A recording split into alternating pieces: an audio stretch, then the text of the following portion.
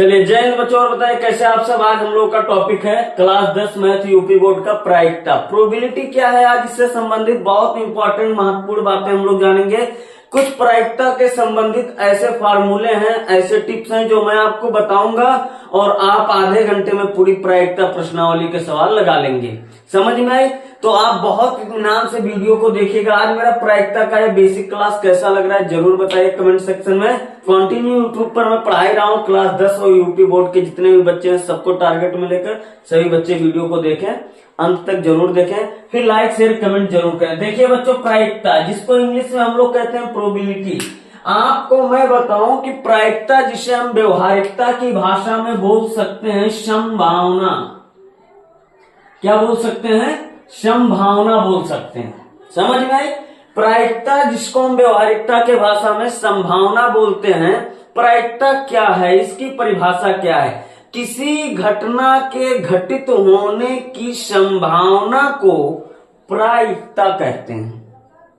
प्रायिकता किसे कहते हैं बेटा? किसी घटना के घटित होने की संभावना को प्रायिकता कहते हैं। आगे की बात समझिए। प्रायिकता से संबंधित बहुत सारी बातें हैं। जैसे एक पासे को हम फेंकते हैं तो 6 आने की प्रायिकता बताइए। तो ये बहुत वैसी बात है यार, कोई जरूरत है हम फेंके तो 6 ही आए?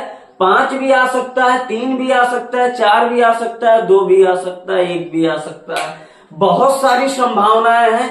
ऐसी घटनाओं का, ऐसी समस्याओं के समाधान के लिए इस चैप्टर को बनाया गया जिसे हम प्रायिकता कहे। हम कहे चलिए सिक्के को 2 बार उछालिए, दोनों बार हेड आए, क्या ये सही है? ऐसा हो सकता है? हो सकता है, ये संभावना है, निश्चित नहीं है। जैसे हम सिक्के को 1 बार नहीं 10 बार फेंकें, हेड भी आ सकता है, टेल भी आ सकता है, लेकिन केवल हेड आए ये जरूरी नहीं है।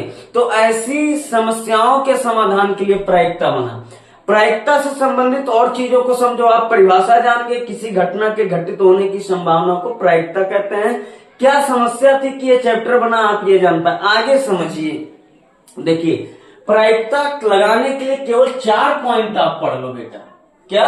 4 पॉइंट। पहला सूत्र प्रायिकता का आप ये जानो। कौन सा सर? आपको ये जानना है कि अनुकूल परिस्थिति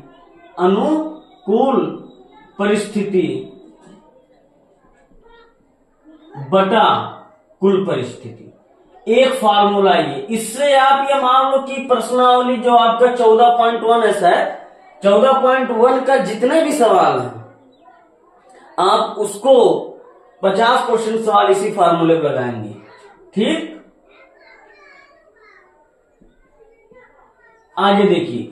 दूसरा बात ये आपको जानना है, फार्मूला बता रहा हूं। दूसरा बात आपको ये जानना है कि किसी भी प्रायिकता का मान या तो 0 से बड़ा होगा या तो 1 से कम होगा। राइट? यानी जो प्रायिकता यानी पीई का जो मान होगा, ये मान मेरा पीई का ये 0 से क्या होगा? बराबर होगा या तो 0 से बड़ा होगा। कौन? प्रायिकता का मान। और किससे छोटा होगा? 1 से। किससे छोटा होगा? 1 से। समझ में है कि नहीं? यानी जो मेरी प्रायिकता है वो प्रायिकता 0 से बड़ा होगा और 1 से छोटा होगा। यानी 1 या 1 से छोटा, 0 या 0 से बड़ा होगा। दूसरी बात आपको ये जानना था। तीसरी बात आपको ये जानना है, किसी भी घटना का या प्रायिकता का, प्रायिकता हाँ की और प्रायिकता ना का जो योग होता है वो क्या होता है? 1 होता है। हम लोग तीसरी पॉइंट ये समझेंगे। जैसे एक क्लास में 3 बच्चे थे, 2 बच्चे एक ही दिन पैदा हुए, इसकी प्रायिकता इतना है। तो 2 बच्चे एक ही दिन नहीं पैदा हुए, इसकी क्या प्रायिकता होगी? तो यहाँ 2 बच्चे एक ही दिन पैदा हुए यानी इसकी प्रायिकता ये है। और 2 ही इसकी क्या प्रायिकता होगी कि 2 बच्चे एक दिन नहीं पैदा हुए, तो ये प्रायिकता ना है। तो प्रायिकता हाँ प्लस प्रायिकता ना बराबर होगा 1। ये आपको, जहां आपको प्रायिकता ना दिया हो हाँ निकालना हो, और जहां प्रायिकता हाँ दिया हो, ना निकालना हो, उसके लिए सूत्र होता है प्रायिकता हाँ को हम लोग कहते हैं P प्लस प्रायिकता ना को हम लोग कहते हैं P पर बार इक्वल टू 1। ये बात आप जान जाओ बस। समझ में आई? ये 3 पॉइंट आया। चौथा पॉइंट क्या है सर? चौथा पॉइंट एक शब्द है जिसको मैं आपको बताऊंगा, उसको कहते हैं समप्रायिकता। क्या बोलते हैं? समप्रायिकता। क्या है बाबू? चौथा पॉइंट क्या है इसको समझते हैं। चौथा पॉइंट है समप्रायिक। एक शब्द है, इसको अगर आप समझ गए तो समझ जाओगे, समप्रायिक। ठीक, समप्रायिक क्या है सर? सम माने बराबर और प्रायिक का मतलब आप समझ लो संभावना। यानी कोई ऐसी घटना है, कहीं ऐसी कोई घटना है जहां संभावना बराबर की है। जैसे हम एक सिक्के को उछालते हैं तो यह एक समप्रायिक घटना है। सर कैसे? क्योंकि समप्रायिक घटना उसको कहते हैं जहां बराबर बराबर बात होने की चांस हो, जहां बराबर बराबर घटना घटने का चांस हो। जैसे सिक्का उछालना एक समप्रायिक घटना है। क्यों? क्योंकि जितना परसेंट उम्मीद है कि हेड आएगा, उतने ही परसेंट उम्मीद है कि टेल भी आ सकता है।